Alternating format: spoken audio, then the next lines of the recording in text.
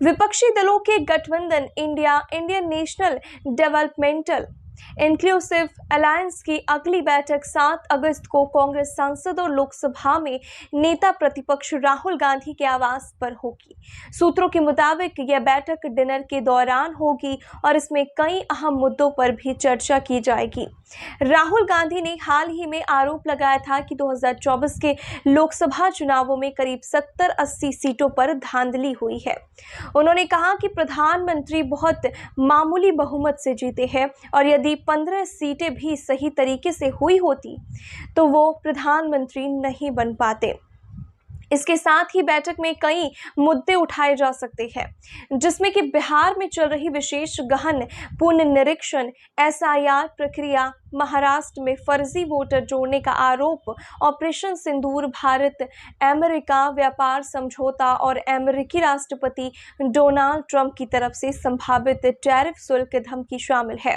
पिछली बैठक 19 जुलाई को वर्चुअल हुई थी, जिसमें कि 24 से ज्यादा दलों के नेता भी शामिल हुए थे, जिसमें एनसीपी, एसपी प्रमुख शरद पवार, आरजेडी नेता और बिहार के पूर्व डिप्टी सीएम तेजस्वी यादव, जम्मू कश्मीर के मौजूदा मुख्यमंत्री अमर अब्दुल्ला, झारखंड के सीएम हेमंत सोरेन और शिवसेना यूवीटी प्रमुख उद्धव ठाकरे शामिल थे। इस बार फारूक अब्दुल्ला नेशनल कॉन्फ्रेंस ने भी पुष्टि की है कि वे बैठक में शामिल होंगे। उन्होंने कहा कि वे बिहार की एसआईआर प्रक्रिया पर चर्चा करेंगे, जिसे भाजपा जेडीयू गठबंधन की जीत सुनिश्चित करने के लिए उपयोग किया जा रहा है।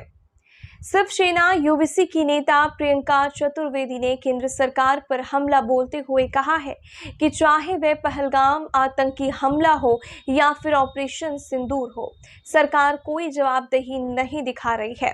प्रधानमंत्री ने खुद कहा है कि ऑपरेशन सिंदूर अभी जारी है, लेकिन वही दूसरी ओर सेना और सरकार के लोग क्रिकेट खेल रहे हैं।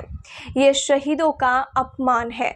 उन्होंने महाराष्ट्र में 45 लाख नए वोटरों से जुड़ने और 70 लाख वोटों के अंतिम समय में डाले जाने पर सवाल उठाया है। बिहार में 60 से ज्यादा वोटरों के नाम हटाए जाने पर भी चिंता जताई है, जिससे प्रवासी मजदूरों का वोट अधिकार छिन गया है। राहुल गांधी ने एक बार फिर चुनाव आयोग पर सीधा हमला बोलते हुए कहा कि बिहार का चुनावी सिस्टम मर चुका है। हमारे पास सबूत है कि लोकसभा चुनावों में धांधली हुई है। करीब 1.5 लाख फर्जी वोटर मिले हैं। चुनाव आयोग अब अस्तित्व में ही नहीं है। उन्होंने दावा किया कि कांग्रेस ने पिछले 6 महीनों में गहन जांच की है, जिससे यह तथ्य सामने आया है।